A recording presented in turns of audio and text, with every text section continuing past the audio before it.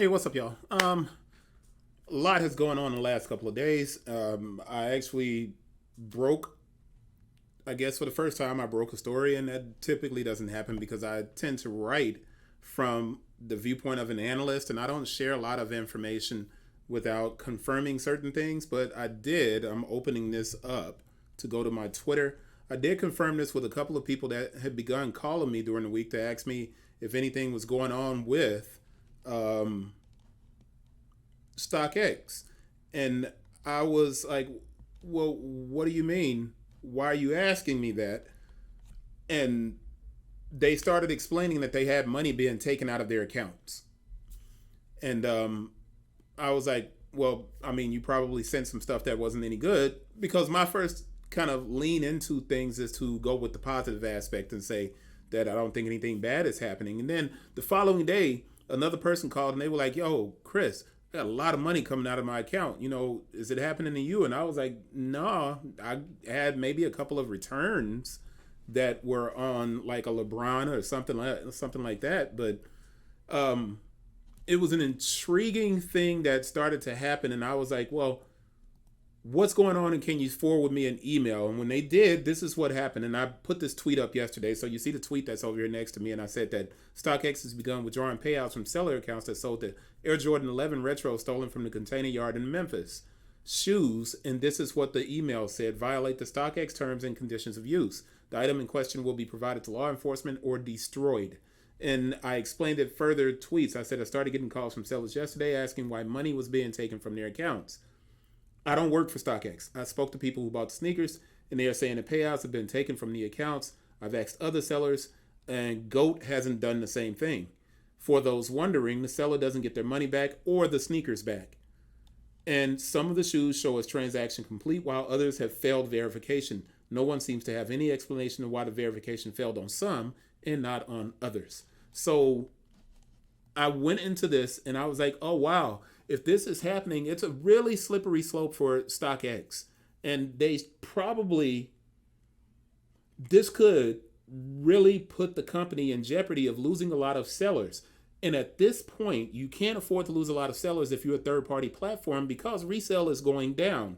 And I've been reporting for a very long time in these reports. And I write these reports on the site. And if you guys just want to take the time to go through it and read all of the different reports that are on the site, you'll find things like sneaker resale is broken. A year-over-year look at a month on eBay is astonishing. You'll find these reports and they'll give you a ton of information. And I've been explaining certain things for a while. And for StockX to make a move like this, it's really questionable, and you have to wonder why they decided to do it. And let me explain why I'm saying that. So what has happened here is, at the beginning of September, a container train was hit. And when it was hit, all of these shoes leaked out into the public. Now, when that happened, this took me back to brand gating. Now, most people don't know what brand gating is, and I'm going to explain it in the quickest terms that I can. As a matter of fact, I'll just read it. Brand gating is a form of inventory control where brands with registries on a third-party platform can require any seller to provide proof of where the products being sold come from. Now, I wrote that brand gating would hit resale in a big way in 2016. What I didn't know is that StockX was launching in 2016. So I made this prediction about brand gating because it had happened to me. All right, StockX was Campless. Campless had a list where they ranked the top sellers in the country in resale. And this is back in 2012. And they used a list from eBay. So they had the top three people, and the third person was at like $350,000 a year. At that time, I was at $500,000 a year on Amazon. They did not use Amazon information. I was a big reseller back in 2012, 2013, when brand gating hit. And I'm getting to my point. So brand gating allows a brand. So when Nike launched on the pilot program on Amazon, they could have created a brand gate which allowed them to block any Nike shoes from being sold if you didn't have a wholesale account that was allowed to sell online. Now, if you're a reseller, you don't have an account with Nike anyway. But the reason I had to send Amazon all of those receipts that I just showed you in that picture is because I was trying to verify that I bought NMDs. So this had to be 2014, 2015.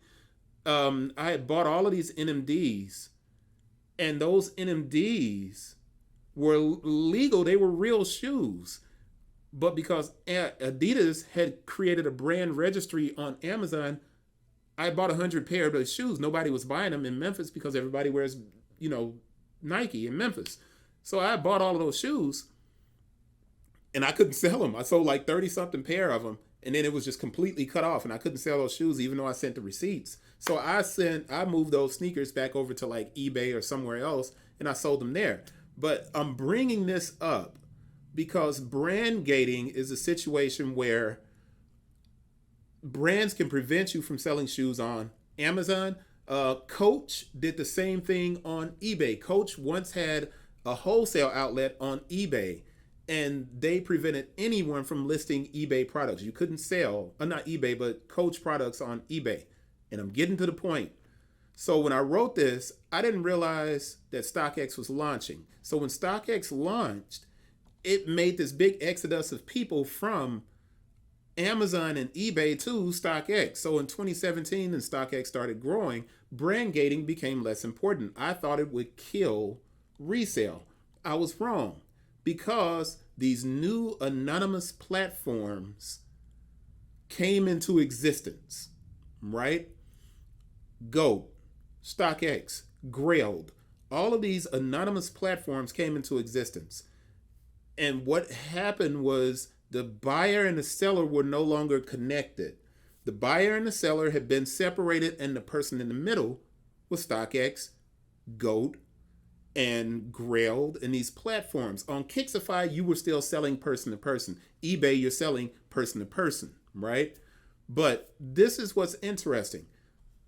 When StockX decided to take this money back from this Air Jordan 11 Retro Cherry 2022, the model had been flooding timelines on social media and in marketplaces on social media. Many of the sellers, though, sold the thing on StockX. Now, there's a reason that's logical. And I think a lot of people were like, man, it's stupid. Why would you sell a stolen shoe on StockX? A lot of people didn't know the shoes were stolen. So you have all of these people that are buying the shoes from people on the street in the same way that they buy a lot of stuff from people on the street, because people in Memphis can go to stores and buy things from Nike stores. And Nike stores in Memphis have a ton of product. So in Memphis, you got people buying stuff and they have no idea. People don't know sneakers the way we all think they know sneakers. You have some people that didn't know that this shoe doesn't come out or wasn't out. They had no idea, and they bought these shoes and they sold them on StockX. But here's the thing. StockX has always been a place where unreleased sneakers, early sneakers have sold. So it was a logical decision for people to do it. Now, one of these guys that called, he was like, yo, Chris, they took $3,000 out of my account. Do you know what I can do about it? And I'm like, man, I'm sorry, I don't work for StockX. I know you guys think I work for it, but I don't. I don't know what to tell you to do. You're basically stuck. And then another person called and they were like, they had $5,000 worth of the shoes and they sold them. Now, obviously, if you're buying that bulk quantity of shoes, you know something's not right. Why would you sell them there? Now, that's where people saying that was stupid, they have a point. You shouldn't have sold them there. But this is why they did it. This is why they did it. Right now on StockX, the Jordan 1 Retro High OG Lost and Found has been sold 75 times. Now, I did this paperwork yesterday, and I'm showing you this paperwork from StockX, and I'm going to click on the link and let that open up and go to StockX. And now I'm going to go to all, and I'm going to scroll down to C, and it's still at 75 sales. So we know that 75 of the shoes have sold on StockX. This shoe does not release until October. The first sale showed up on August the 17th. Because the theft in Memphis was so big, the Air Jordan 11 Cherry is a more high-profile shoe than the Lost and Found. There are people who have the Air Jordan 11 Cherry already. Some of those people were selling those shoes early. All right.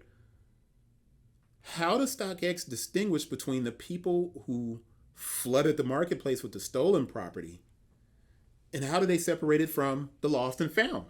It's an extremely fragile kind of existence for a third party platform to say, we're not going to let you sell that shoe, and then to go into your account, take the money, and keep the shoes. Because what typically happens on a fake shoe is that StockX will send you the shoe back. You can go on YouTube and look at videos of people who tried to pass fake shoes through StockX, right? And you'll find that this shoe is not good, we're sending it back to you. In this instance, you have people that bought that shoe, and I'm not advocating for either side. I'm simply presenting information and telling you guys that this is a very slippery slope for StockX. Because if you're selling these shoes early, where's the proof? How do you prove that? And I gave you 3 bullet points in the article. If you're looking over here, you'll see it. The site doesn't allow any transactions on that Air Jordan 11. They've scrubbed all the data of sales on the platform. They got rid of all the data of sales on the platform. That high-profile robbery affected the decision-making of StockX, as sellers have had all of these funds removed from their accounts for selling the sneakers. StockX did no investigation on how those sellers acquired the sneakers. StockX's decision to cancel and fail these sneakers while still selling the Air Jordan 1 lost and found is questionable. But when you think about these things, StockX made a profit on the initial transaction. StockX removed the funds from the sellers' accounts, and they are not sending the shoes back to those sellers. Some people are saying, yeah, that's good. They shouldn't. Those people, they bought stolen shoes, or those people stole those shoes. There's no video of those people stealing. There's simply the video that exists that Sneaker Fetish posted on his Twitter account from another person showing the container yard being ransacked, right? Now, here's something to think about. The sellers that got those shoes could have gotten replicas. They could have bought fakes and attempted to pass them off as legit pairs. Now, if those pairs are replicas, StockX's policy is to send those shoes back as failed, right? So they have never kept sneakers that failed an inspection. Never. They don't keep the shoes that fail an inspection. StockX does not have a brand gating policy. They do not require sellers to provide proof of purchase of any products. If somebody said, hey, Chris, if you're selling shoes, where's your proof? I have a stack of receipts. So I keep all receipts for anything that I do sell. And then I take all of that information and I put it into these data charts. I crunch it and I give it to the brands to show them what things are selling for. But that's me. I keep a stack of these receipts. I have tons of receipts for years going back to write these reports that I write. StockX doesn't require the seller to provide any proof of purchase. So while it may seem obvious that any of the Air Jordan 11 Cherry product was stolen, without any requirement to verify authenticity of the shoe and no purchase received from an authorized account, none of the product on StockX should be sold. None of it. Do you guys understand what I'm saying? So this is what's really important here, and this is a distinguishing kind of factor. eBay and GOAT are still allowing the Air Jordan 11 Cherry to be sold on their platforms. The items are currently listed on both of those third-party sites. StockX's decision, although understandable, I do understand it, and I don't knock them for it. I get it. I wouldn't want to be in that position of losing like that. I don't feel bad for any party. I'm not personally connected. I feel bad for people that I know who were trying to make a buck. It is what it is. I understand StockX's position, but they've placed themselves in a very precarious position. If authenticity and anonymity are the foundations of the business, undercutting the trust of the seller could lead to big consequences for StockX overall. Now, I have to ask this question. Could the lawsuit with Nike have made StockX turn into Sal from The Godfather? Could it? Could it? Because GOAT, as you say, is, as you can see here, is still able to list a shoe. StockX, you cannot. It's all grayed out. Now, eBay has sold and active listings. So all of these other platforms are still allowing the sale to take place. There are completed sales using the same style code, and there are still active listings with much higher prices than the sold listings. So eBay is avoiding any potential kickback by allowing this product to be sold, just as GOAT made a conscious decision to keep listing the item, right?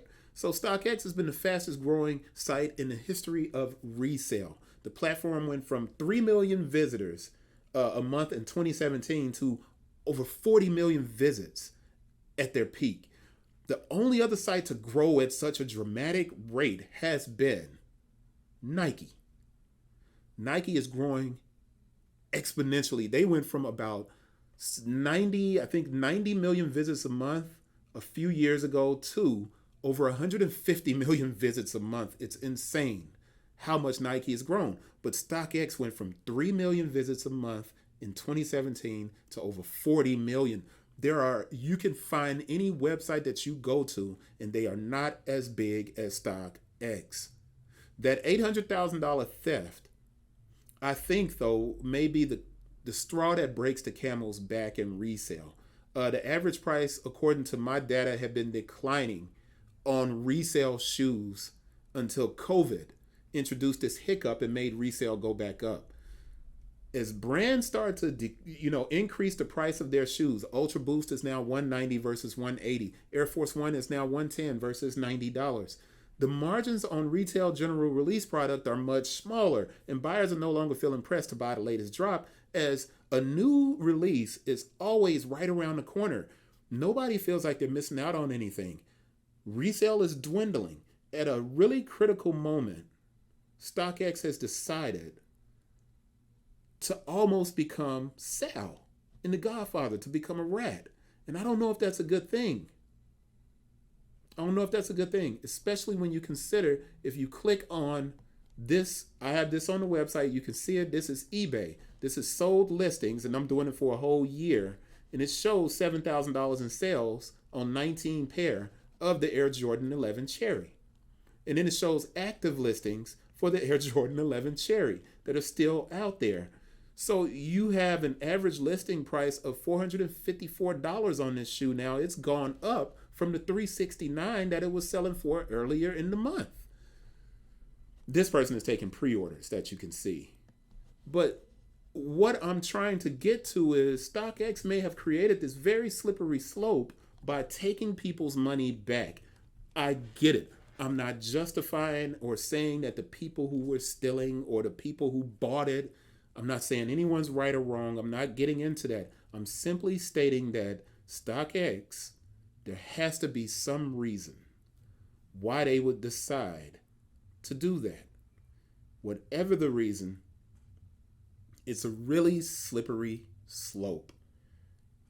And I think it could lead to a lot of issues for the platform. Still a great platform for resale. And I know a lot of you guys are like, no, it ain't. It still is.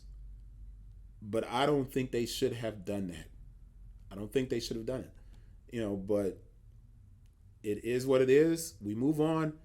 This is information that I wanted to get out there to you guys and do a video on. I'm going to get back to the regular kind of reporting on YouTube. And I know I don't have a whole lot of followers, and I appreciate anybody that sat here and watched this thing from beginning to end. I hope everybody's doing well. Do I have anything to give away? You know what? Those little off-white shoes, but they're so small, and I promised them to somebody else. So I don't have anything else to give. You know what I do? I actually have some Air Force Ones. So, but just for kids Air Force Ones. I got a size 4 Air Force One 4Y. If you have a kid and you watch this video all the way to the end, if the 5th person that emails me, you need to find my email address. The 5th person that emails me, get your kid a pair of white Air Force Ones, size 4Y. So that's it. I hope everybody's well out there. I appreciate you guys. New subscribers, I wish I could do more for you, but I will try to do as many good videos as possible. Everybody stay up. Interesting situation. I'll see you guys on the next one. Peace.